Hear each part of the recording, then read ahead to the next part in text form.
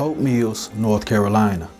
It's a place that many of you probably haven't heard of, and if you have, it's most likely linked to this next tragedy. The town of Hope Mills isn't large. There's roughly under 18,000 people.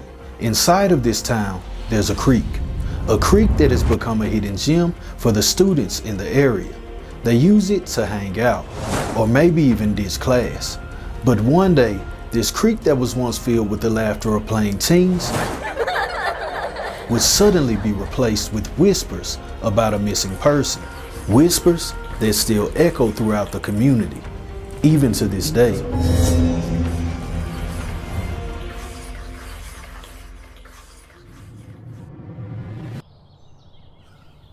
July 10th, 1998. The world would make way for Danielle Locklear. The place she called home, Fayetteville, North Carolina. It's where she would take her first steps, say her first words, and ultimately grow into a young teenage girl there. She's described as a person with a magnetic personality, a person who enters the room and lights up everything around them. There's never a dull moment around her. Outside of normal teenage hobbies such as posting on social media or hanging out with friends and family, she had a love for baking, and baking was something that she was starting to take seriously. So seriously that she was learning new techniques in order to perfect her craft. A young Danielle would spend most of her years back home in Fayetteville. However, by the year of 2013, she would make a transition to Hope Mills, North Carolina, which is a short drive from Fayetteville itself. It would be in the same year of 2013 that Danielle's family would experience some personal issues. Her parents were getting a divorce, and during the course of this divorce, it's summertime, and I guess they felt like it would be more healthy if she just went and stayed with the grandparents while mom and dad worked things out. So 2013, she's here living in Hope Mills with her grandfather, her grandmother, and her aunt lives there as well. While spending the summertime in Hope Mills, North Carolina with her extended family, she's having the time of her life. She's volunteering for children at a youth center. She's making new friends. She's adapting to the area very quickly. And by the end of the summer, she wants to stay. So after convincing her mother and getting her approval, she would begin her new life in Hope Mills, North Carolina. Summertime comes and goes, and then the beginning of fall. She would now be a freshman at Southview High School, and she was a new kid, and sometimes that can be awkward and hard to fit in. But again, her bubbly personality quickly drew in the people around her. She made friends, and life was okay. She would quickly become known to everyone around her as simply Danny, the extremely witty girl who was headed for the stars. So Danielle is enjoying a new life in Hope Mills. She has great friends, great family, but there was an actual incentive to stay in Hope Mills to begin with, and that incentive came in form of a teenage young male, a 17-year-old guy named Jamichael Malloy. He's a guy that lived about a 24-25 minute drive away from Hope Mills in a little town called Autryville. Though Jamichael and Danielle attended different schools, they found time for each other. And over the summer of 2013, something began to blossom. Something began to blossom that would turn into full-blown love. This would be Danielle's first real boyfriend. The first time she ever had real feelings for anyone outside of a family member. Danielle at this point is walking on clouds. Now, beside the normal quarrels and maybe a couple of breakup and get back together situations, things were great. There was nothing standing in between them. She had the approval of her family, but there was one thing in this situation that was kind of off. Jamichael had a best friend, and this best friend's name is Dominique, and there was clearly some tension going on there because she actually made a post on Facebook basically saying that her boyfriend had time to hang out with his friends and not make time for her. Now, when it comes to the situation of a best friend and the girlfriend or boyfriend fighting over attention, we all know that that's nothing new, so it's not something alarming, nothing that's going to trigger anything in your brain immediately. You know, life goes on. So Danielle is here at Southview High School. Fall comes and goes, and so does the Christmas season. Winter would say goodbye and welcome in the spring season. The date is now March 11th, 2014. It's a normal day in the household of Danielle in Hope Mills, North Carolina. Now, at this time, her grandmother and her aunt are actually out of town, and she's home alone with her grandfather. She's here, and her grandfather is playing video games. She approaches him and tells him that she needs to drop a folder off at a friend's house up the street. The grandfather says okay, and Danielle goes to run this errand. The grandfather continues to play the video games. I guess he tires out, and he goes to sleep. But when the grandfather wakes up the next morning, Danielle isn't in her room, and he quickly begins to realize that she never came home last night. So the grandfather immediately calls his wife. He calls Danielle's grandmother, and he alerts her and lets her know that she didn't come home last night and he thinks she's missing. So they do what's necessary. They immediately tell him, contact the authorities. 15-year-old Danielle Locklear is now officially considered missing, and the police were about to have a hard time on their hands figuring out what happened. Besides the testimony of the grandfather, the police have basically nothing to go on. Danielle's missing, and there isn't a clue to her whereabouts. The authorities are now in the beginning stages of this investigation into a missing person. So they go through the normal procedures. They begin to question the friends and family. And in the beginning of the investigation, the grandfather was under heavy scrutiny. Because after all, Danielle is missing. The aunt and grandmother were out of town, and they were the only two at the house when she disappeared. The lead investigator on this case even expressed concern. He said that after talking to the grandfather, he immediately felt something was off.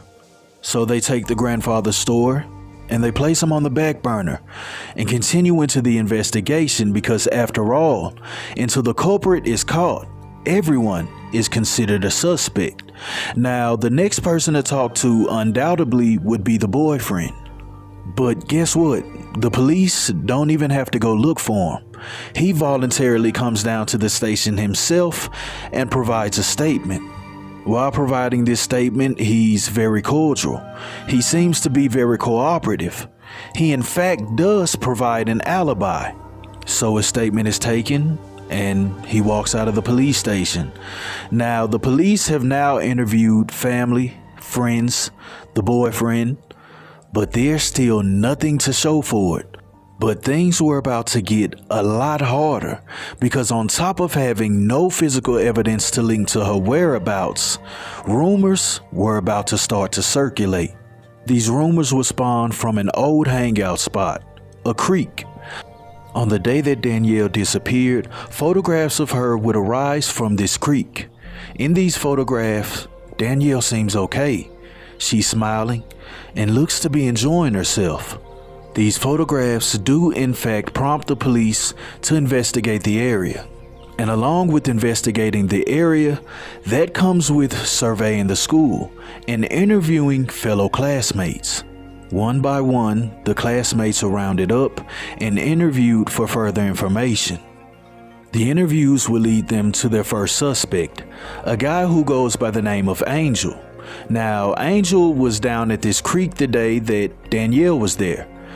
A couple of people can even testify to this, and they were saying that he was coming on to Danielle, but she was rejecting it. For the police, in the middle of a missing person investigation, this sounds a lot like motive. But that lead quickly runs dry. This guy had a solid alibi, and he had nothing to do with the disappearance of Danielle Locklear. so he's crossed off of the list. Outside of the authorities conducting their own interviews and surveilling areas, the aunt was actually stomping on the ground herself. She was putting in work. The aunt was actually going down to the creek, questioning children, asking about Danielle's whereabouts. And while she was surveilling the creek, they would actually find some disturbing things. One of the things captured would be help, simply etched in the sand, and the other would come in form of a sock that the aunt says she purchased for her niece. So at this point, it's definitely looking like foul play. But although these things are collected and tagged for evidence, it still leads to nowhere. We have her sock, but we don't have Danielle.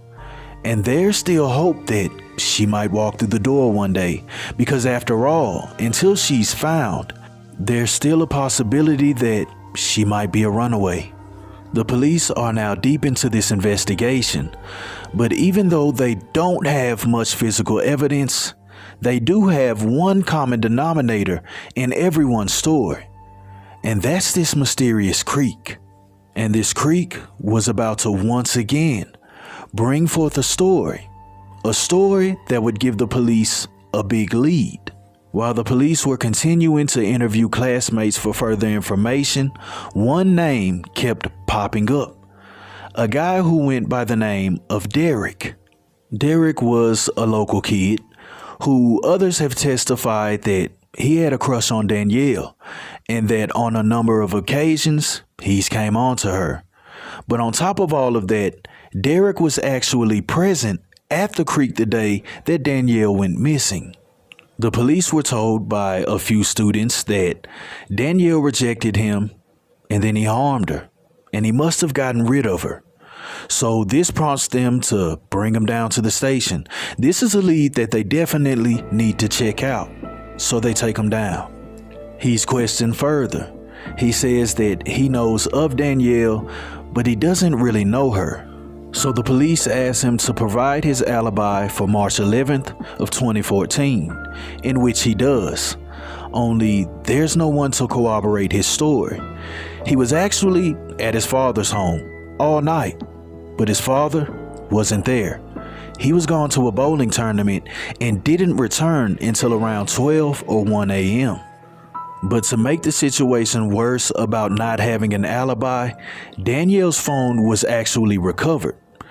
And the spot that her phone was recovered from was actually right up the street from his house. With no alibi and the phone being found right up the street from the house, this pushes the police to investigate further. So they actually draw up a warrant in order to search his home. When the police carry out this search warrant, they find something disturbing in his yard. They find 2 shovels, but located on these 2 shovels was the appearance of blood. The police now think they have found their smoking gun, so they test the shovels right on the spot. But when they test them, they come out negative for blood, and the kid is released. So they're back to square one, just a missing Danielle Locklear, and no information to her whereabouts. So the days of Danielle Locklear going missing turn into weeks, and time continues to elapse. March comes and goes, and then the beginning of April. April 2nd, 2014. An off-duty police officer is making his fishing rounds. He would be traveling along the river near Archeryville when he would spot something in the water. This object looked to be misplaced, something that wasn't supposed to be there. However, he can see it, but he can't really see it. So he has to contact the authorities and tell them basically, bring a pair of binoculars down here so we can rule this out. But when they come to check the scene, they do in fact find the body of a young female. And after further analysis on the body, it would in fact be identified as 15-year-old Danielle Locklear. This missing persons case has now officially turned into a homicide. But to complicate the situation even worse, Every lead that they had was leading them back to this creek. However, South River isn't even connected to the creek. So while all testimonies led back to the creek, her body was found about 30 minutes away. An autopsy conducted would conclude that she died due to asphyxiation. But to add insult to injury, whoever placed Danielle in the water attempted to leave her there, because around her waist was a yellow rope, as well as that rope being attached to cinder blocks. That's a clear indication that whoever put her there never meant for her to be found. At this point, the authorities only have to ask themselves two questions. Why was she in that area, and who would want to do this? And those questions weren't hard to answer, because just a short drive away from the lake is where her boyfriend Jamichael actually lived. So he's brought back down to the station for another interview, and during this interview he maintains the story. He hasn't seen her, they broke up, he doesn't know what happened to Danielle. But little did Jamichael know that they had already subpoenaed his phone records, and they have read text messages of them arguing, and even one of him threatening her. A text message saying that she needed to stay away from him or he might hurt her. Now, this text message lays the groundwork for a search warrant, and that's what they do. So they go to the home of Jamichael, and when they get there, they find shocking evidence linking him directly to the crime scene. Upon canvassing the home of Jamichael Malloy, they would find yellow rope, the same type of rope that was tied around Danielle, as well as finding cinder blocks. That's alarming evidence to discover at the home of her boyfriend. But even with the discovery of this alarming evidence, Jamichael is released that day. That just wasn't enough to hold him. So they release him, and they decide to bring in the guy who corroborated his alibi, his best friend, the guy he was supposedly hanging out with the entire night. So they approach his best friend Dominique. They present the evidence, and then Dominique doesn't say a word. He immediately lawyers up.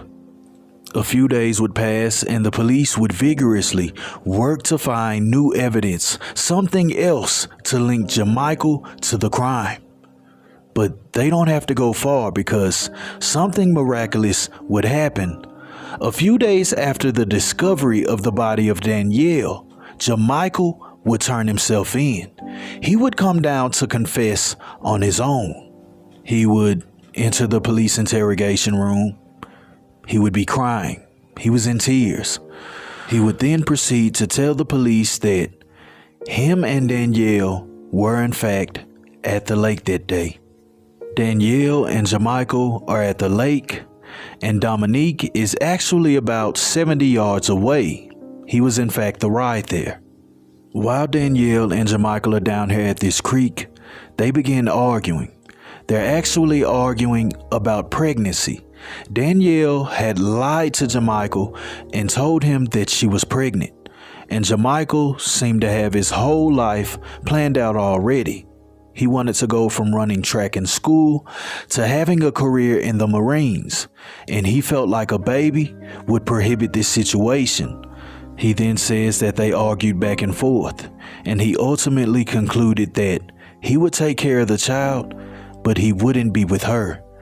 He says that when he told her this, Danielle snapped. He says she then attacked him.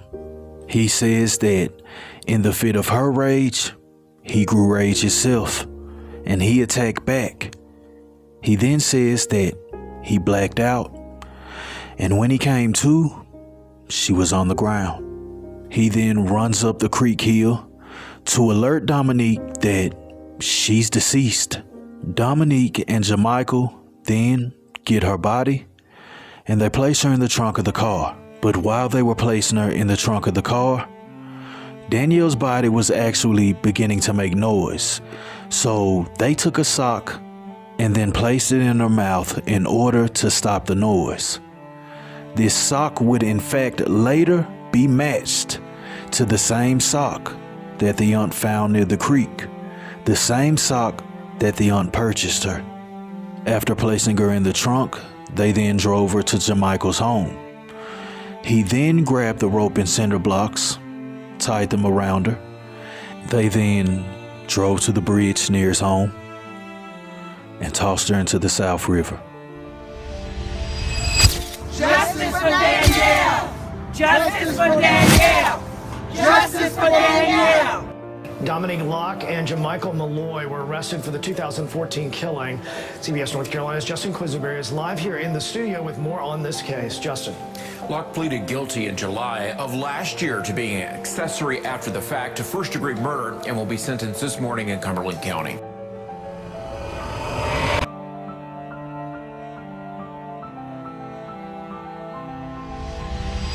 He's accused of helping Jamichael Malloy, who pleaded guilty to second-degree murder last month. Malloy, who was Danielle Locklear's ex-boyfriend, could spend up to 25 years in prison.